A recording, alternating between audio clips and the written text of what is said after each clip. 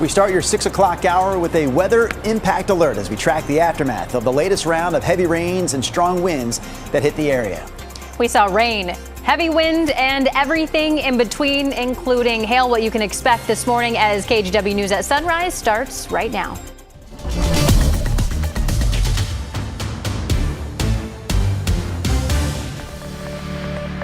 Good morning, and thank you for joining us on your Tuesday. I'm China Green. I'm Drew. I kind of forget what day it is. We've been dealing with the same kind of day since the middle of Saturday, but it is a Tuesday, and we do have Chris McGinnis and Rod Hill standing by with the latest look at weather and traffic. Well, the storm, to your point, we got the first wave of rain that started Saturday early afternoon. That storm center is now, actually this is somewhat separate from what we had Saturday, but it seems like it's all rolled into one. This low is now nearing the Canadian border, so the storm center has moved well north of us. We're on the bottom end of everything, just seeing the last bits of rain come through, and really the last hours of noticeably breezy winds out there as well. There are some heavy rain pockets. Forest Grove, good morning. Hillsboro, good morning. You're kind of in the epicenter of the heaviest rain in the region right now. 49 is the temperature out at the airport. We still have south winds that are breezy, at least 15, 20, 25. With the rainy areas around, but everything improves gradually this morning. And by the time we pop into the afternoon, we're mainly dry with light winds, 52 at noon, partly cloudy, and 55 at 5 o'clock. Here's Chris. All right, Rod, we've got a number of areas, reports of down trees or down power lines. We pick it up in Wahkiakum County, SR4 eastbound, down power lines and power poles forcing a detour there. In Clatsop County, Highway 26, that's a big one, closed right now because of down trees about 8 miles east of US 101. Also in Clatsop County, Highway 53, numerous reports of down trees. Down in Benton County, OR 180 closed right now because of down trees, and Highway 214 in Marion County, a couple miles south of the Silverton area, getting word of some down trees there as well. That road remains open, but just be on the lookout for the cleanup. Of course, guys, this was yesterday and it's still in play. Highway 224 closed because of the landslide out near the Ripplebrook Ranger Station. And I think we've got photojournalist Chad Dehart in the Oregon Coast Range now. Can we bring him up? He's out near that area of down trees on Highway 26 that has the road closed. It doesn't look like we're able to get him now, but we'll get him next time. Right now, the roads locally are wet. Luckily, we're getting around okay. And real quick reminder that, as Rod has mentioned, the snow levels have dropped. So now we've got snow falling in the Cascade Passes this morning. And there we go. Let me step out of the way. Photojournalist Chad Dehart is up on Highway 26 in the Oregon Coast Range, and you can see some of the debris that's been down on the road. ODOT reporting that a section of Highway 26 right now is closed about 8 miles east of the junction with 101 as they work to clear those down trees that have come across the road. The light of day will probably show a lot more damage as we get moving. Guys, we'll keep you posted. And that shot from Chad, really dark this morning, Chris, and a lot of people are still in the dark this morning as well. Strong winds causing power outages all across the area. So the latest look at the PGE outage map shows that PGE is reporting about 29,000 customers still without power. 6,200 Pacific Power customers also without power this morning. And Clark Public Utility says 680 of its customers are still impacted. Meanwhile, a group we don't often talk about here, Central Lincoln. That's a community-owned electric utility company that services people in Lincoln County. It says that some of its customers won't get their power back until sometime later today. So their outage map, seen right here, shows there are 58 outages currently with 651 customers impacted. All right, we want to get back to that shot of Drive 8. Ashley Graham's in the passenger seat there. She's been checking out flooding and down power lines. So Ashley, what else have you seen out there?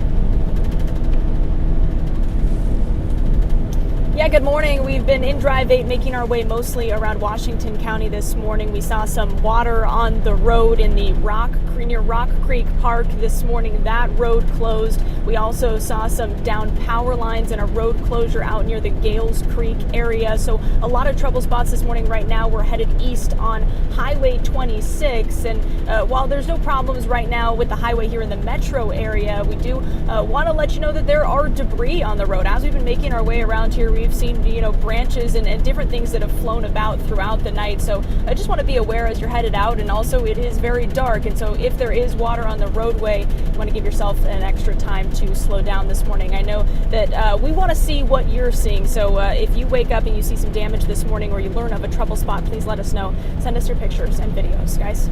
All right, Ashley Graham's live for us this morning there in Drive 8. Also in Washington County, Rock Creek Boulevard, we want to let you know, is closed between Malheur Road and Rock Creek Drive because of flooding.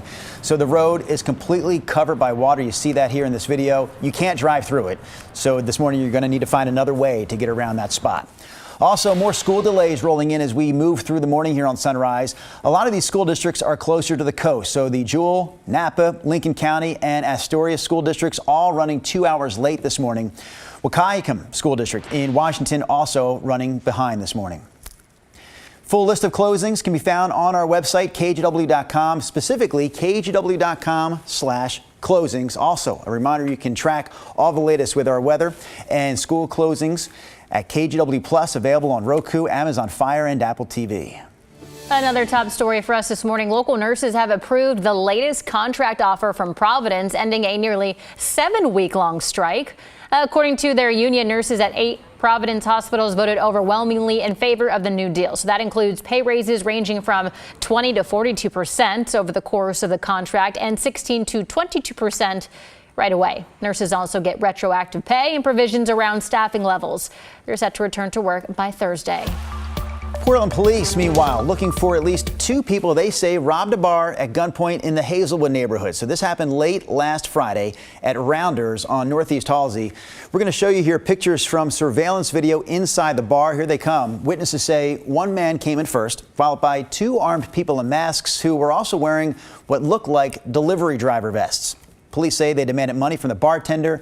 Then they pointed their guns at customers, stealing phones and credit cards before they ran off.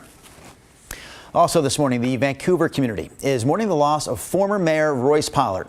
Pollard served as mayor from 1996 to 2010, and he was also a city councilor before that.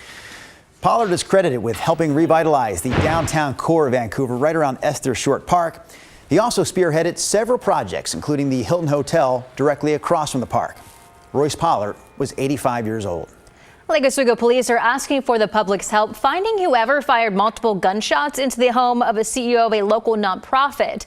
Shots were fired around 4 a.m. last Friday at the home of SAFE CEO and President Chip Terhune. SAFE provides workers' comp insurance throughout the state. In a memo sent to employees, Terhune said that company also received an email threat claiming to be from the person or people responsible for the gunfire. He says the email referenced employee names and addresses, but added that it contained many inaccuracies. So Lake Oswego police asking anyone with information about this to call their tip line. That number is 503-635-0232, or you can reach out online. All right, getting back to our weather impact alert coverage this morning.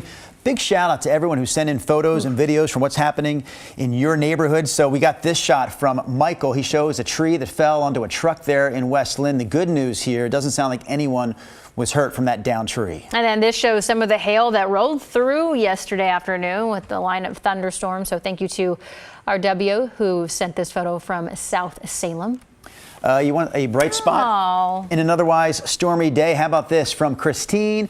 This double rainbow picture in Happy Valley, a stunning sight on what again was an otherwise very stormy day. But we want to see the weather impact in your neck of the woods, so take some photos or a video and share it with us by texting the number on your screen there. It is 503-226-5088. Your time now is 6:08. Headed over to meteorologist Rod Hill. So much going on in the past 24 hours. Yeah, it's going to be coming down rapidly, really, this morning, and anything will be pretty much totally gone this afternoon. By the way, speaking of impact, Mahood Meadows announcing they are closed today.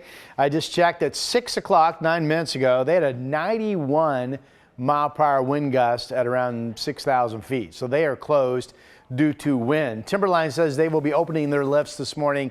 Weather permitting, their winds are not as strong. They're gusting at about 40 miles per hour. And there is snow. Anywhere from 3 to 5 inches of new snow has fallen at pass level and 6,000 feet this morning. So be prepared for travel conditions back to wintertime in the Cascades. All right, quick look at wind reports. We'll look at these more in about 10 minutes. But pick out Astoria 71, Newport 73. So we did hit 70 plus at the coast. Look at Hillsborough 54. A lot of us had 50 plus mile per hour winds in the valley. There was even a 60 mile per hour wind in Clackamas County that might have been tied to one of those severe thunderstorms that also produced hail, penny size and even the size of an inch in diameter, which we don't see hailstones that big very often. Okay, the storm itself has moved up near the Canadian border, it's moved up to our north. The warnings on the map, the red is a high surf warning for the coast. Big seas last night. All the wind advisories and warnings here west of the Cascades are gone. They did expire at 4 a.m. this morning, but we still have a wind warning for much of central Oregon up until 4 p.m. today for potential south winds still gusting 50 to 65 miles per hour. There's the snow returning to the Cascades. Otherwise, the rain is breaking up gradually from north to south across our area. There are still some heavier rain pockets, so there's some decent rain moving along the Sunset Highway. Temperature is not an issue this morning. We're in the 40s, 47 in downtown Portland, 46 in Kaiser, 47 down in Albany. Our forecast high map. By this afternoon, a lingering shower chance, maybe north coast up around Kelso, Longview, and out toward the Blues. But other than that, it's going to be mainly quiet and partly cloudy and certainly becoming totally dry in Salem and Portland. So we have the KGW impact alert up this morning as the storm winds down, and we have a lot of debris out there to kind of navigate around as you start your commute. This afternoon, it's going to be nice, partly cloudy and 56, 60s the next several days, all dry. Weak system brings some showers the latter part of Saturday for your weekend. That's your forecast.